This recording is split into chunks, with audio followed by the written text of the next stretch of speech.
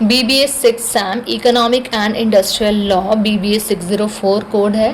Time limit is 3 hours and the maximum marks is 75. Section A, this section contains 5 questions and all 5 questions are compulsory and every question should be in 3 marks.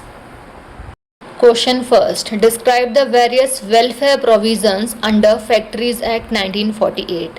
तो Factories Act 1948 है, उसी के आपको welfare provisions बताने हैं. ठीक है. Question second है, एक्सप्लेन एम्प्लॉय अंडर. एम्प्लॉय की बात की जा रही है. ठीक है. तो एम्प्लॉय क्या है? Under employ state insurance act 1948. तो आपका एम्प्लॉय स्टेट इंश्योरेंस एक्ट से ये क्वेश्चन पूछा गया है कि आखिर एम्प्लॉय होता क्या है. क्वेश्चन थर्ड, डिफाइन एवरेज पे अंडर इंडस्ट्रियल डिस्प्यूट एक्ट 1947. तो आपका ये क्वेश्चन पुटअप किया गया इंडस्ट्रियल डिस्प्यूट एक्ट 1947 से कि आपका एवरेज पे क्या है. ठीक है. तो हर एक कहीं ना कहीं सेक्शन से एक्ट से एक एक क्वेश्चन पूछा गया आपका.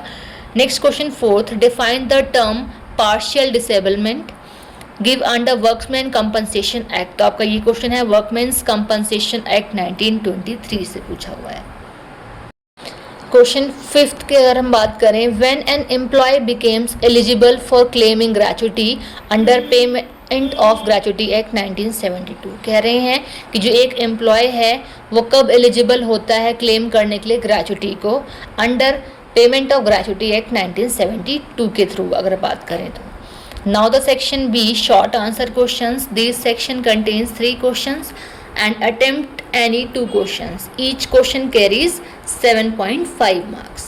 Question 6, briefly discuss various benefits for which an employee is entitled under the Employee State Insurance Act 1948.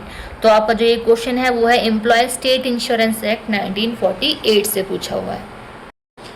Question 7th, mention the rules regarding workmen's compensation under Workmen Compensation Act 1923. कि आपको mention करने हैं वो rules जो किस चीज़ से related हैं, workmen's compensation से. Now the question 8, briefly discuss various provisions of health and safety of workers given under factories act 1948. तो फैक्ट्रीज एक्ट 1948 से क्वेश्चन आपका पूछा गया है कि आपको प्रोविजंस बताने हैं किस चीज़ के, हेल्थ एंड सेफ्टी जो है वर्कर्स की उसके. Section C, descriptive answer questions. This section contains 5 questions and attempt any 3 questions. Each question carries 15 marks. Question 9th है हमारा, describe the rights and obligations of employers and employers under the Payment of Gratuity Act 1972.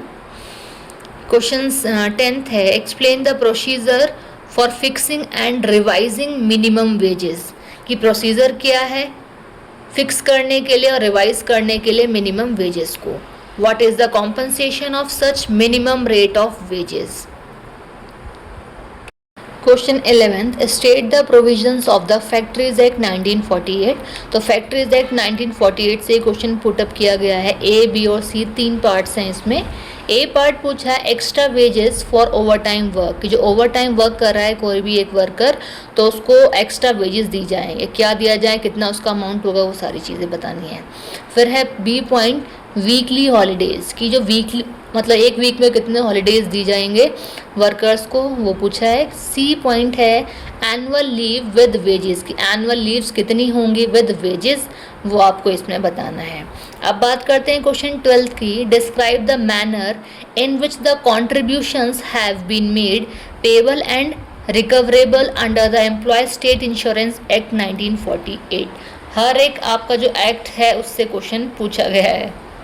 Last आपका question वो है, explain the procedure for determination and recovery of money due forms employees under the employees provident fund act 1952. तो ये हमारा employ provident fund act 1952 से question put up किया गया है. लास्ट क्वेश्चन है आपका लॉ सब्जेक्ट में.